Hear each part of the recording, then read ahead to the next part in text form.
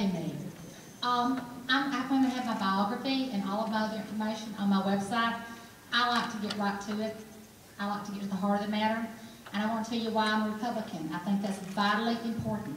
I have been a Republican for one reason. That one reason is the conservative principles the Republican platform promotes, period.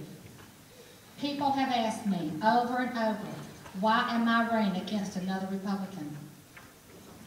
It has not been good enough for them for me to say he votes for the Democrats about 65 to 70% of the time, nor that he favors socialized medicine, nor that he favors raising our taxes to the tune of $250 million just with one piece of legislation, nor that Senator Dewell's conservative scorecard by the Texas Eagle Forum is a 32%. Empower Texas, it's a 43%. Heritage Alliance, 49%. I am founder and president of Raleigh Republicans. I went through all the 181 Texas legislatures. I'm an ordinary citizen that has decided to take on an extraordinary job. I have my majors in doing the right thing. I have my black belt in defending it. I am a fighter. I have had enough. I have invested my life and my future into my family, my children, my church, and the moderate progressive socialists have come to take it away. Well, over my dead body, I am not going to sit by and remain silent. 2 Chronicles 7:14 says, if my people who are called by my name, we have got to stop this and stop it now. Do not tell me you're doing one thing and then you're going behind and you're playing for the other team. Do not break bread with me and lie to my face and go behind. If you don't like our Constitution, if you don't like our American ways, if you don't like how I sound, well, sir, I'm American. I don't sound as European because I'm not. And I'm for the Constitution. Make no bones about it. I will not be silenced. I will not be muzzled. I will be a voice that will be heard. Thank you.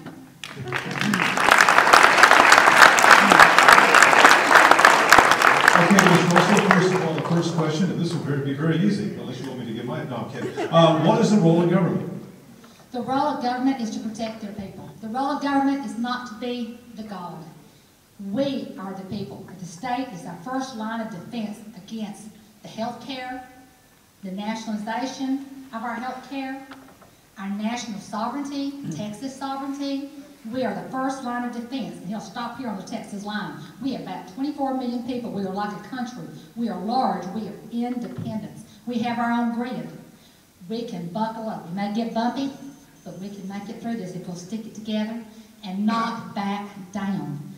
For goodness sakes, man up, stand up, big county, Christian women, Christian men. Do not be ashamed of your Judeo-Christian heritage. Fight and take it back.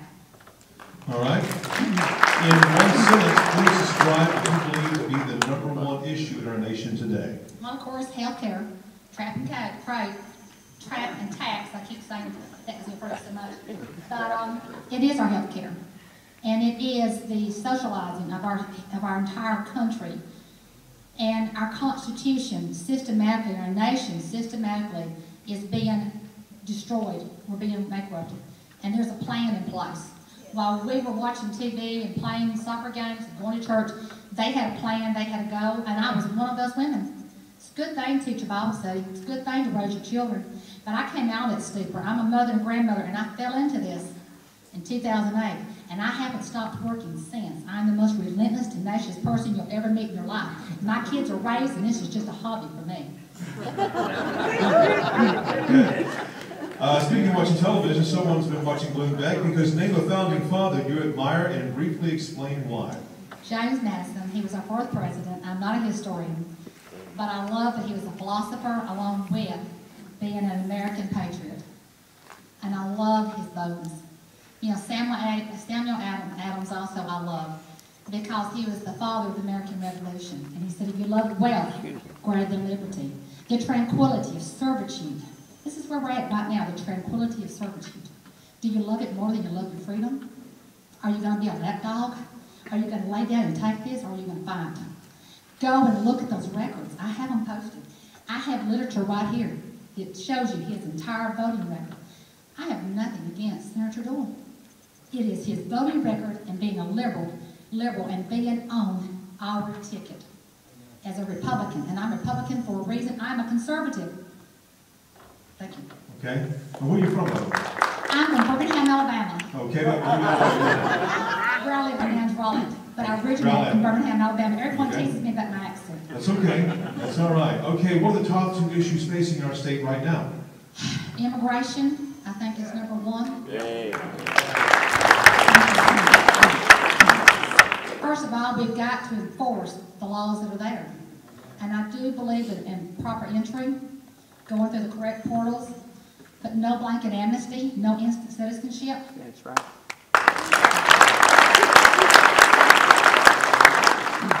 Texas sovereignty. And what are you going to say if the president suddenly starts to want to bring all the Haitian refugees into our country, into our state, or whatever? What would your response be to that? Nullification, and get Greg Abbott to put in what he needs to, the proper process. Stop this right now. Do what you've got to do. We have that in our Texas Constitution. Okay, thank you. The incumbent sponsored legislation last session that will provide a taxpayer-funded clean needle exchange program for drug addicts. Would you support that? Why or why not? I'm trying not to get mad. I've been mad for 2 years. I've been livid. I stay up around 2 or 3 o'clock in the morning researching.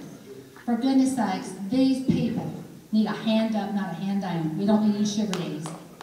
We don't need anybody keeping our people and our children and our mothers and our friends and our neighbors that are addicts, that are already damaged and hurt, to just empower them.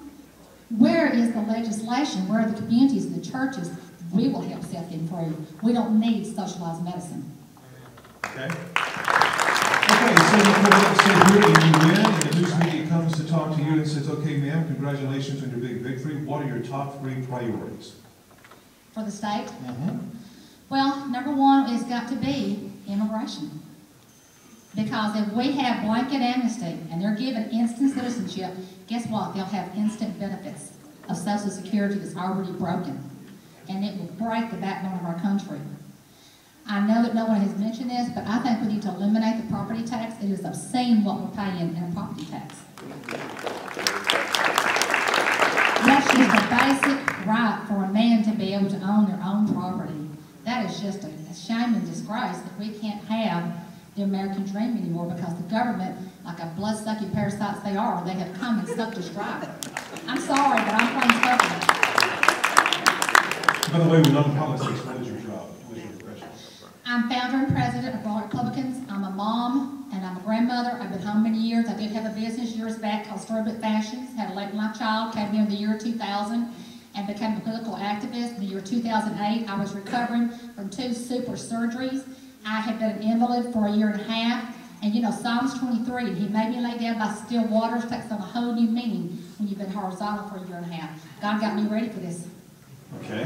Some politicians and textile officials say the answer to the transportation problem in Texas could and should be solved by raising the gasoline tax. Do you agree? I say use your brain power. We're not stupid. You don't need to raise our taxes. You have dedicated funds that we don't even know where they're at. And trust me, I'm like a hound, a bloodhound. I'm looking and finding it and researching it. And I can't go into all of it right now. But let's first get a true account and let's get a zero budget. Let's get started. Let's do it right. Okay, but the media would ask you when the roads are bad, how do you fix them without having a gasoline tax? So how do you fix it? Well, stimulate your economy. Give a lap tax. Eliminate property tax.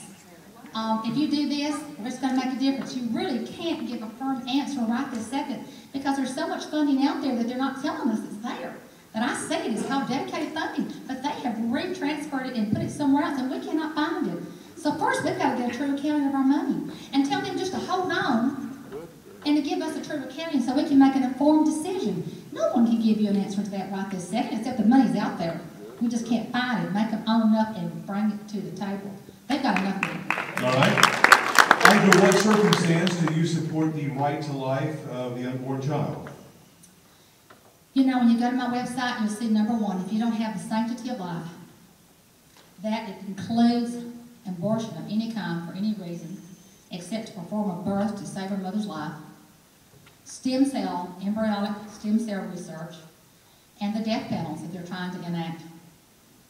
We are senior citizens, and that is the most important.